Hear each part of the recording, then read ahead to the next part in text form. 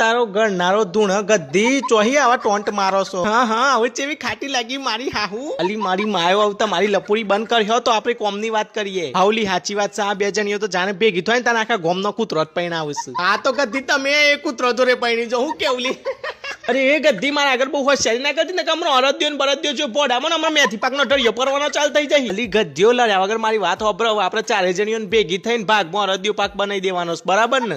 હો મજે મોજ પડી જાય. આ વખત તો અરદ્યો પાક ખાઈ હાઉલિયન માં તો હોય છે ને કોઈ દન ખાધો જ નહીં. આ વખત સરપ્રાઈઝ આલવીશ તું જો. આ તો કોણ હું લા હે કહી દો એટલે ખબર પડે. હું અરદની દાળ ને ઘી ને એ બધું હું લાય. હું ગોર અને બીજા બધા મરી મસાલા હું લાય. અને હું દૂધ ખસખસ અને બીજો જે સામાન વપરાતો હે હું લાય. વધ્યું હું તાન બીજું બદામ કાજુ પિસ્તા અખરોટ એ બધું તમારે લાવવાનું રહ્યું. હે મારા બાપની વહુ દર વખત હું મોઘો માલ હેનો લાવ ભાવ હો ભરેસ તમે બદામ ને કાજુ ના ને એ બધા ના. આ માન તો ભાગમાં લેવો જ ના. દર વખત આવું જ કરું. ગઈ વખતે આલમ પાક બનાવવાનો હતો ને તી મેં રેગણીઓ જ કરતો હતો. અરે એ ગદ્દી રવા દે. ગઈ વખતે